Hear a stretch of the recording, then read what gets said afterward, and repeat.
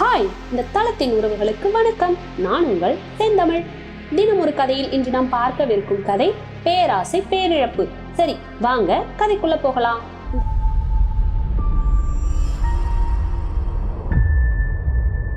இந்த கதையில காட்டுல ஒரு ஓநாய் வாழ்ந்து வருது. அதுக்கு மிக வயசாகிடுச்சு. முன்ன போல ஓநாயால வேகமா ஓட முடியல. என்னால இறைய வேட்டையாடி பிடிக்க முடியல. இறைய பிடிக்க எளிய வழி ஒன்னா கண்டுபிடிக்கணும் அப்படின்னு தனக்குள்ளாரவே சொல்லிக்குது. ஆனாலும் அதுக்கு எந்த யோசனையும் தோன்றவே இல்லை.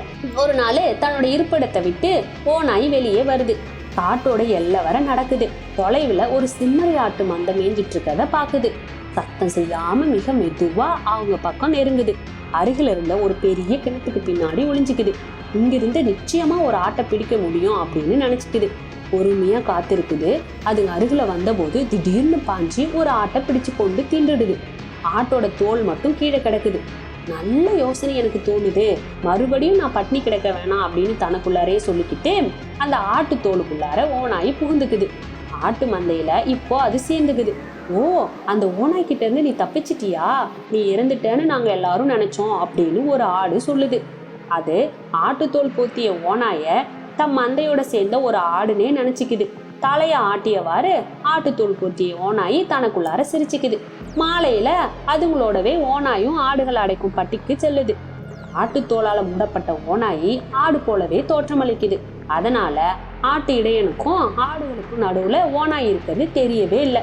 நாட்கள் போகுது. ஒவ்வொரு நாளும் ஒரு ஆடு காணாம போவதை இடையன் கவனிக்கிறான். அவனுக்கு ஆச்சரியமா இருக்கு.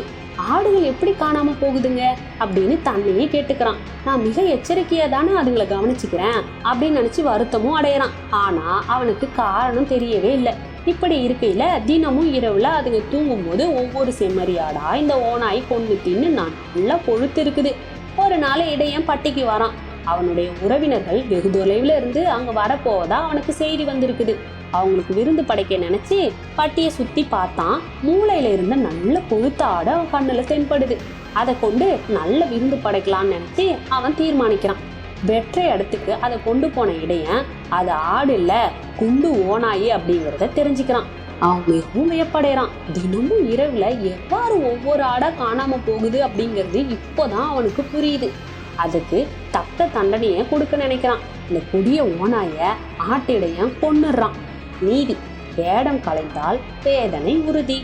சரி, இந்த கதை பிடிச்சதுன்னா லைக் பண்ணுங்க, ஷேர் பண்ணுங்க. கதை குறித்த உங்களுடைய கருத்துக்களை பின்னோட்டங்கள்ல பதிவிடுங்க. நாளை வேறொரு கதையுடன் சந்திப்போம். அதுவரை விடைபெறுவது உங்கள் செந்தமிழ். நன்றி. I don't ever slow up, no I don't take shit. I got no love for the fakeness. If you wanna play tough and wanna hate this, I'll always show up and make a statement. I don't ever slow up, no I don't take shit. I got no love for the fakeness. If you wanna play tough and wanna hate this, I'll always show up